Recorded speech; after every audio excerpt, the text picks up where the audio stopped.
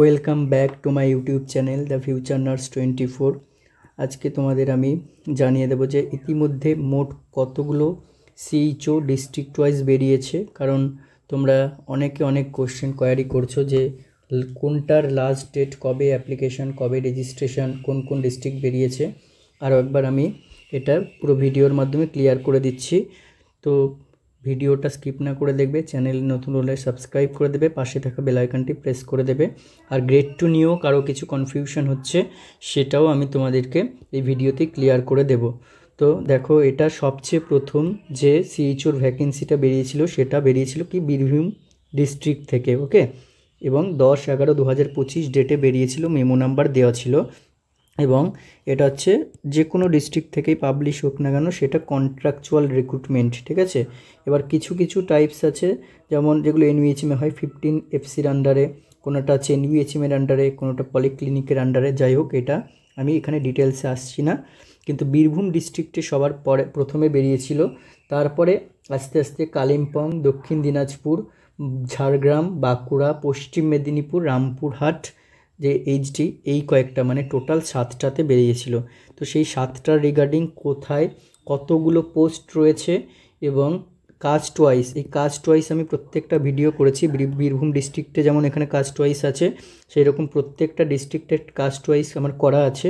আমি এখানে ডিটেলসে কাস্ট ওয়াইজ বলবো না, ওই ভিডিওগুলো আমি ডেসক্রিপশনে লিঙ্ক দিয়ে দেবো, তোমরা দেখে নেবে, ওকে। চলো প্রথমে দেখো যে সিএইচও ডিস্ট্রিক্ট ওয়াইজ যেটা বেরিয়েছে, সেখানে প্রথম যে ডিস্ট্রিক্টে বেরিয়েছিল আমি সেটা নিয়ে আলোচনা করি। প্রথম বেরিয়েছিল কি বীরভূম ডিস্ট্রিক্টে প্রথম বেরিয়েছিল। এবং সেই বীরভূম ডিস্ট্রিক্টের মধ্যে কি সেখানে তোমার স্টার্টিং রেজিস্ট্রেশন ডেট কবে, দেখো এখানে প্রত্যেকটার আমি স্টার্ট ডেট এন্ড ডেট লিখে দিচ্ছি। তো রেজিস্ট্রেশন শুরু হয়েছে, রেজিস্ট্রেশন প্লাস ফি পেমেন্ট শুরু হয়েছে 11 নভেম্বর থেকে, এবং শেষ হয়েছে কবে, 25/11 অর্থাৎ 25শে নভেম্বরে কিন্তু রেজিস্ট্রেশন ফি পেমেন্ট শেষ হবে। এবার তোমাদের একটা কথা এখানে বলে রাখি যে কোনো ডিস্ট্রিক্টেই তোমরা অ্যাপ্লাই করো না কেন, প্রত্যেকটা ডিস্ট্রিক্টে করতে পারবে। ফি পেমেন্ট সবার জন্যই কমন, সবার জন্যই কমন। ইউআর হলে 100, এবং যদি কোনো কাস্ট থেকে থাকে সেই ক্ষেত্রে সেই ক্ষেত্রে 50, ঠিক আছে। সব ডিস্ট্রিক্টেই তোমাদের আলাদা আলাদা করে করতে গেলে এটা পেমেন্ট করতে হবে। এবার যে কোনো ডিস্ট্রিক্টেই তুমি অ্যাপ্লাই করো না কেন, আগে অবশ্যই রেজিস্ট্রেশন করে রাখবে, রেজিস্ট্রেশন মাস্ট।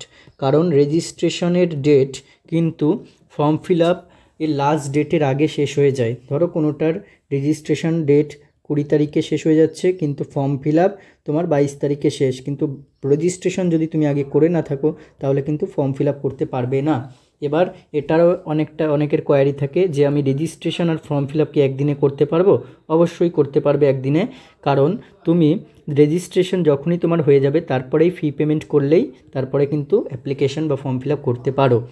এবার রেজিস্ট্রেশন আর ফি পেমেন্ট করার ডেট সব ডিস্ট্রিক্টেরই একই দিনে শুরু হয় এবং একই দিনে শেষ হয়। দেখো বীরভূমের ক্ষেত্রে 11/11 থেকে 25/11 মানে 25শে নভেম্বর পর্যন্ত রেজিস্ট্রেশন এবং ফি পেমেন্টের ডেট রয়েছে। এবং এর ক্ষেত্রে তোমার ফর্ম ফিল আপ করার লাস্ট ডেট হচ্ছে 11 থেকে শুরু হবে এবং 26 তারিখে শেষ হবে। তাহলে 25 তারিখ পর্যন্ত রেজিস্ট্রেশন করতে পারবে, 26 তারিখে ফর্ম ফিল আপ তুমি লাস্ট করতে পারবে। আশা করি বোঝাতে পারলাম। এবার প্রত্যেকটা ডিস্ট্রিক্ট ওয়াইজ আমি এখানে বলে দিচ্ছি। দেখো 2 নম্বরে এরপরে ধরো কালিম্পং বেরিয়েছিল। তো কালিম্পং ডিস্ট্রিক্টের ক্ষেত্রে কবে রেজিস্ট্রেশন বা ফি পেমেন্টের কি ব্যাপার রয়েছে দেখে নাও। কালিম্পংয়ের ক্ষেত্রে কিন্তু পিডিএফ ফরম্যাট, এটা একটা কথা তোমাদেরকে বলে রাখি। এটা কি করতে হবে, যে অ্যাপ্লিকেশন ফর্মটা বার করে তারপরে সেটা ভালো করে ফিল আপ করে তার সাথে সেলফ অ্যাটেস্টেড যে কপিগুলো বলেছে সেগুলোকে নিয়ে একসাথে পিডিএফ ফরম্যাট করে তারপরে কিন্তু ইমেল করতে হবে। এটা কিন্তু অনলাইন অ্যাপ্লিকেশন নয়। কোথায় ইমেল করতে হবে না, এই ইমেল আইডিতে NHM রিক্রুটমেন্ট, ঠিক আছে, কালিম্পং @gmail.com এই ইমেল আইডিতে তোমাদের ওই পিডিএফটা শুধু পাঠিয়ে দিতে হবে, ঠিক আছে। তো এইটা কবে, এটা লাস্ট ডেট কবে, এটা লাস্ট ডেট হচ্ছে তোমার 26শে নভেম্বর, অন অর বিফোর 26শে নভেম্বর এই ডেটের মধ্যে তোমাদের পিডিএফ সেন্ড করতে হবে।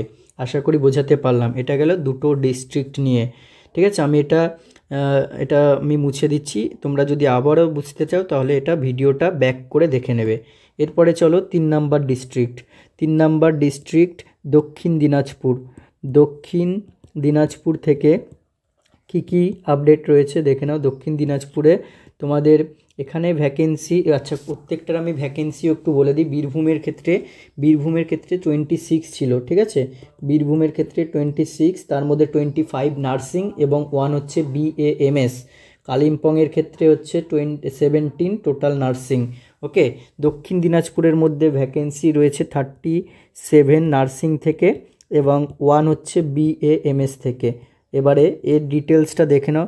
ফর্ম ফিল আপের জন্য যে রেজিস্ট্রেশন প্লাস ফি পেমেন্ট, তার ওপেনিং ডেট শুরু হয়েছে 13 তারিখ থেকে, 13/11 থেকে, এবং তার ক্লোজিং ডেট হচ্ছে 29 তারিখ।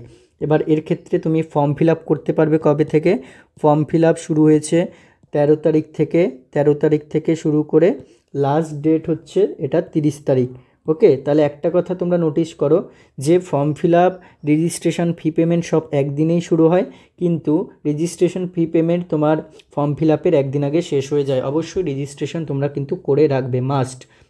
এরপরে দেখো 4 নাম্বার ডিস্ট্রিক্ট হচ্ছে আমাদের ঝাড়গ্রাম থেকে কি আপডেট রয়েছে। ঝাড়গ্রাম থেকে তোমাদের যেখানে টোটাল ভ্যাকেন্সি রয়েছে 81 মধ্যে 80 হচ্ছে নার্সিং ডিপার্টমেন্ট থেকে এবং 1 হচ্ছে BAMS থেকে, ঠিক আছে। এবার এর ক্ষেত্রে তোমাদের রেজিস্ট্রেশন প্লাস ফি পেমেন্ট এর জন্য যে ডেট অলরেডি স্টার্ট হয়ে গেছে 12 তারিখ থেকে, 12/11 থেকে 24/11 পর্যন্ত লাস্ট ডেট। এবং এর ক্ষেত্রে ফর্ম ফিল আপও অলরেডি কন্টিনিউ চলছে, অর্থাৎ 12/11 থেকে 25 তারিখ পর্যন্ত লাস্ট ডেট। আশা করি বোঝাতে পারলাম ঝাড়গ্রামটাও। এরপরে চলো পরবর্তী যে ডিস্ট্রিক্ট 5 নাম্বার, টোটাল 7টা বেরিয়েছে এখনও পর্যন্ত। 5 নাম্বারে বাঁকুড়াতে দেখো, বাঁকুড়ার এখনও কিন্তু ফর্ম ফিল আপ বা রেজিস্ট্রেশন কিছুই শুরু হয়নি টিল এই ডেট পর্যন্ত। বাঁকুড়ায় ভ্যাকেন্সি রয়েছে 100 নার্সিং এবং 5 হচ্ছে BAMS থেকে। এবার এর মধ্যে তোমার রেজিস্ট্রেশন প্লাস ফি পেমেন্টের যে ডেট অলরেডি নট স্টার্টেড, ঠিক আছে। 17/11 মানে আগামীকাল থেকে শুরু হবে 25 তারিখ পর্যন্ত এর লাস্ট ডেট। এবং ফর্ম ফিল আপও শুরু হয়ে যাবে কালকে থেকেই এবং এর লাস্ট ডেট হচ্ছে 27 তারিখ। তাহলে এইটার ফর্ম ফিল আপ হচ্ছে 2 দিন পর্যন্ত তুমি টাইম পাবে। ওকে, আশা করি বোঝাতে পারলাম। এরপরে 6 নাম্বারে দেখো, 6 নাম্বারে হচ্ছে পশ্চিম মিদনাপুরের মধ্যে এটা হচ্ছে মিদনাপুর ওয়েস্ট, ঠিক আছে। পশ্চিম মিদনাপুরের মধ্যে ভ্যাকেন্সি রয়েছে 105 নার্সিং থেকে এবং 5 হচ্ছে তোমার BAMS থেকে, ঠিক আছে। এবার এর মধ্যে তোমার রেজিস্ট্রেশন প্লাস ফি পেমেন্ট তার যে শুরু হয়েছে অলরেডি 14 তারিখ থেকে এবং এটা চলবে তোমার হচ্ছে 29 তারিখ পর্যন্ত চলবে। ফর্ম ফিল আপ শুরু হয়েছে 14 তারিখ থেকে, ঠিক আছে। ফর্ম ফিল আপ 14 তারিখ থেকে টিল 30 তারিখ পর্যন্ত ফর্ম ফিল আপ চলবে।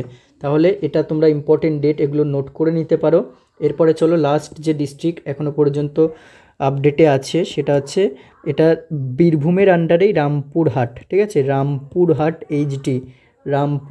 এইচডি থেকে তোমার হচ্ছে যেই আপডেটেড আছে সেটা হচ্ছে তোমার already registration plus fee payment শুরু হয়েছে 14 তারিখ থেকে এবং চলবে 28 তারিখ পর্যন্ত। তাহলে ইম্পর্টেন্ট ডেটগুলো তোমরা নোট করে নাও। এবং ফর্ম ফিল আপ চলবে 14 তারিখ থেকে শুরু হয়েছে এবং ডিসেম্বরের 1 তারিখ পর্যন্ত অলরেডি ফর্ম ফিল আপ চলবে। এবার এখানে কটা ভ্যাকেন্সি রয়েছে? এখানে 45টা নার্সিং এবং BAMS মিলে 45টা ভ্যাকেন্সি রয়েছে। এরপরে তোমাদের কোয়ারি অনেকের আছে যে আমরা কি সব ডিস্ট্রিক্টে অ্যাপ্লাই করতে পারবো? এটার উত্তর অবশ্যই হ্যাঁ, সব ডিস্ট্রিক্টে অ্যাপ্লাই করতে পারবে, এলিজিবল। এরপরে তোমাদের কোয়ারি হচ্ছে 2021-এর আগে কি পাস আউট হতে হবে? GNM বা বিএসসি যেই হোক না কেন, দেখো এটা একটা তোমাদের, আমি এটা সঠিক বলছি না, তোমরা অবশ্যই জিজ্ঞেস করো, যে একটা যে হেল্পলাইন নাম্বার দেওয়া আছে সেখানে জিজ্ঞেস করো। কিন্তু তোমরা একটা লজিক দেখো, যারা 2021-এর আগে যেই বিএসসি বলো জিএনএম বলো, তোমরা যদি মেল দেখো, মেলরা কিন্তু কেউ এখনও এই না বসে নেই, ঠিক আছে।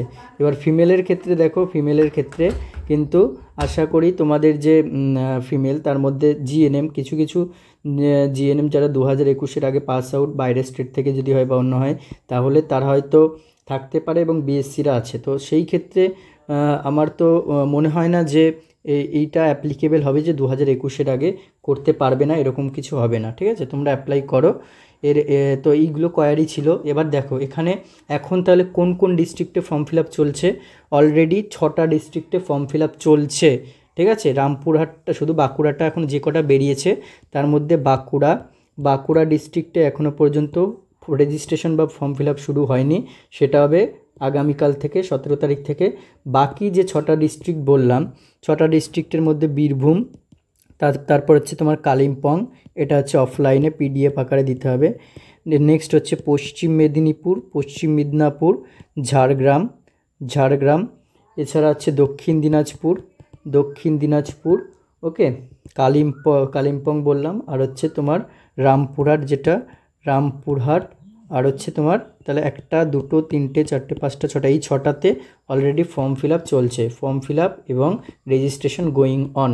এবার তোমাদের যেটাই করো না কেন রেজিস্ট্রেশনটা অবশ্যই করে রাখবে, তারপরে ফর্ম ফিল আপ করবে। আর পেমেন্ট নিয়ে অনেকের প্রবলেম হচ্ছে, এই পেমেন্টের কোয়ারিটা, পেমেন্ট তোমরা প্রথমে যেই অ্যাপ্লিকেশন আইডিটা, যে কোনো ফর্ম ফিল আপই করো না কেন, যে অ্যাপ্লিকেশন আইডিটা আসবে সেই আইডিটা অবশ্যই নোট ডাউন করে রাখবে, হয় স্ক্রিনশট নিয়ে রাখবে, না হলে ইমেজ ছবি তুলে রাখবে, ওকে। যা খুশি করে রাখো, এটা কিন্তু লাগবেই। অ্যাপ্লিকেশান আইডিটা আসার পরেই তারপরে ক্লিক টু নেক্সট স্টেপ, এটা আমার ভিডিও করা আছে, এটাও দেখে নেবে, আমি ডেসক্রিপশনে দিয়ে দেবো। তো এখানে ক্লিক করার পরে, ক্লিক টু নেক্সট স্টেপ করার পরে তোমার অ্যাপ্লিকেশান আইডি প্লাস তোমার হচ্ছে যে তুমি ডেট অফ বার্থ দিয়েছো সেইটা কিন্তু চাইবে, দিয়ে 2টো বক্স থাকবে, এরকম 2টো বক্স থাকবে। সেখানে তোমার লেখা থাকবে, একটাতে যে ফরগেট অ্যাপ্লিকেশন আইডি, আর একটা লেখা থাকবে ভেরিফাই পেমেন্ট। তোমরা কি করবে, ফরগেট অ্যাপ্লিকেশন আইডিতে টিক দেবে না, এইগুলো বসানোর পরে তোমরা ভেরিফাই পেমেন্টে ক্লিক করবে, দিয়ে সাবমিট বলে এখানে একটা বাটন থাকবে, সাবমিটে ক্লিক করবে, ঠিক আছে। অর্ডার আইডি এখানে চলে আসবে একটা বক্স, কিন্তু ওটা লাগবে না। তোমরা যদি ভেরিফাই পেমেন্ট করে সাবমিট করো তাহলে কিন্তু অর্ডার আইডি লাগবে না। এরপরে বড় একটা অনেক কিছু লেখা থাকবে, দিয়ে এখানে ওকে বাটন থাকবে, ওকেতে ক্লিক করবে। ওকেতে ক্লিক হয়ে গেলে তারপরে কিন্তু তোমার পরবর্তী স্টেপ চলে যাবে, দিয়ে পেমেন্ট বলে এরকম একটা অপশান থাকবে, পেমেন্ট দিয়ে অনলাইন, এরকম একটা অনলাইন বলে লেখা থাকবে, দিয়ে তোমরা অনলাইনে ক্লিক করবে। অনলাইনে ক্লিক করার পরে পরবর্তী যে পেজটা আসবে সেখানে কিন্তু তোমার অর্ডার আইডি দেওয়া থাকবে, এটাও তুমি ছবি তুলে রাখতে পারো অথবা স্ক্রিনশট নিয়ে রাখতে পারো। তারপরে কিন্তু তোমার পেমেন্ট, ওটাতেও ওকে করবে, ওকে করে দেওয়ার পরে তারপরে তোমার পেমেন্ট মোড চলে আসবে, যে ইউপিআই আইডির মাধ্যমে করো, ইউপিআই তোমার কিউআর কোডের মাধ্যমে করো, নেট ব্যাঙ্কিং, যাই হোক না কেন এগুলো সব চলে আসবে। তো কিউআর কোডটা সবচেয়ে সেভ করে দিতে পারো। করার পরেই তোমার এখানে একটা চালান কপির মতো, ওটা অনেকের আসে অনেকের আসে না, এগুলো দরকার নেই যদিও। তোমার এটাও স্ক্রিনশট তুলে রাখবে চালান কপি আসলে। তারপরে তোমার পরবর্তী স্টেপ চলে আসবে, গো টু অ্যাপ্লিকেশনে যাবে, সেটাতে ক্লিক করবে, দিয়ে ভালো করে অ্যাপ্লিকেশন ফর্মটা ফিল আপ করবে। করার পরে তারপরে কিন্তু অ্যাপ্লিকেশন প্রিন্ট করে ওটা রেখে দেবে। এই গেল স্টেপ। এরপরে ধরো যেটা গ্রেড টু নিয়ে কোয়ারি আসছে, যে বিএসসি, যেহেতু জিএনএমদের কোনো স্ট্যাটাস আপডেট দেয়নি, বিএসসিদের দিয়েছে, এবং অলরেডি একটা নোটিশ দিয়েছিল 2-3 দিন আগে, সেটাও তোমরা দেখেছো, বিএসসি রিগার্ডিং। তারপরেই সিবিটি এক্সামের ডেট দিয়ে দিল, সেটাও দেখেছো, 21 তারিখে বিএসসির জন্য, 31 এবং 1 তারিখে হচ্ছে জিএনএমদের জন্য, ওকে। তো ভালোভাবে তোমরা প্রিপারেশন নাও অলরেডি। এবার দেখো, এবার এখানে যার মানে আরেকটা এখানে যেটা কোয়ারি আসছে গ্রেড টু নিয়ে, যে স্ট্যাটাস চেক জিএনএমদের স্ট্যাটাস চেক করতে যাচ্ছ, সেখানে তোমাদের কি দেখাচ্ছে, যে ফোন নাম্বার যেটা অলরেডি লগ ইন করেছিলে, এর আগেও করেছিল হয়তো, তোমাদের ওটা স্ট্যাটাস চেক করতে পারছো, কোনো প্রবলেম হচ্ছিল না। কিন্তু ইতিমধ্যে কি হচ্ছে, সেই ফোন নাম্বার যেটাই লগ ইন করেছিল ওটা দিচ্ছ, প্লাস তার ইমেল আইডি, প্লাস তার পাসওয়ার্ড, যে পাসওয়ার্ডটা তোমরা অরিজিনাল দিয়েছিলে, মানে পাসওয়ার্ডটা দিয়েছিলে লেখা আছে, সেটা দিয়ে লগ ইন করেছো। তো এই দুটোর মধ্যে যাই দিচ্ছ না কেন, কি দেখাচ্ছে যে ফোন নাম্বার তোমার অলরেডি দেখাচ্ছে phone number not registered yet, তাই তো এরকম দেখাচ্ছে। তো এটাতে আশা করি কোয়ারি হওয়ার কোনো কথা নয়, কারণ এখানে তোমার এখন স্ক্রুটিনি চলছে, অনলাইন ভেরিফিকেশান চলছে, বিভিন্ন প্রসিডিওর চলছে, যেটা অলরেডি বিএসসির আশা করি কমপ্লিট হয়ে গেছে। কিন্তু শুধুমাত্র জিএনএমদের নয়, এটা বিএসসিদেরও হচ্ছিলো, এটা বিএসসিদেরও প্রবলেম হচ্ছিল, ঠিক আছে। এই প্রবলেমটা phone number not yet registered. তো এটা অনেকে সাইবার ক্যাফেতে গিয়ে তারপরে চেক করেছে, ঠিক দেখাচ্ছে। বা এখন দেখো এমনি WBHRBর যে সাইট বা WB হেলথের সাইট প্রচুর ল্যাগিং বা প্রচুর হচ্ছে মানুষজন চেক আপ করছে বলে হয়তো এরকম প্রবলেম হতে পারে, যেটা প্রথমের দিকে হয়তো হচ্ছিল। তোমরা দেখেছো ফর্ম ফিল আপ করতে গিয়ে যে অলরেডি তোমার মোবাইল নাম্বার ইমেল আইডি দিচ্ছিলে, ইমেল আইডি নট ভেরিফাইড এরকম দেখাচ্ছিল, কিন্তু তারপরে 2 দিন পরে ওটা ঠিক হয়ে গেছিলো। তো আশা করি এই সময়ও কিন্তু এরকম প্রবলেমেটিক সিচুয়েশান আসছে। তো এটা তোমরা এখন আর চেক করতে হবে না বা কোনো স্টেপও নিতে হবে না। যদি এটা নিয়ে মাল্টিপল কোনো প্রবলেম আসে বা কিছু আসে, তখন কিন্তু তোমাদের এটা হয়তো নোটিশ কিছু দিয়ে দেবে। কিন্তু জিএনএমদের নিয়ে কোনো রিগার্ডিং এখনও পেন্ডিং স্ট্যাটাস বলো বা হচ্ছে রিজেক্টেড লিস্ট এখনও বার করেনি, যেটা বিএসসিদের বার করেছিল। আমি প্রিভিয়াস ভিডিওতে কিন্তু বলেছিলাম বিএসসিদের বা ওটা অন্যান্য একটা ফার্মাসিদের নিয়ে দেখিয়েছিলাম যে রিজেক্টেড হলে কীরকম স্ট্যাটাস দেখাবে এবং তার কি কজ, তার অলরেডি কজ দেওয়া থাকবে, সেটা তোমাকে রিসাবমিশন করতে বলবে।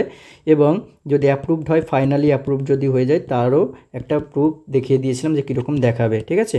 তো তোমরা স্ট্যাটাস চেক করো। কিন্তু এই যে প্রবলেমটা এখন অ্যারাইজ করছে, এটা সবারই ম্যাক্সিমামেরই আসছে। তো আশা করি এটা তোমরা অন্য একটা জায়গায় গিয়ে চেক করতে পারো, সাইবার ক্যাফে, যদি ফোন থেকে না হয় বা কিছুদিন পরে 1-2 দিন পরেও ওয়েট করো, ওকে।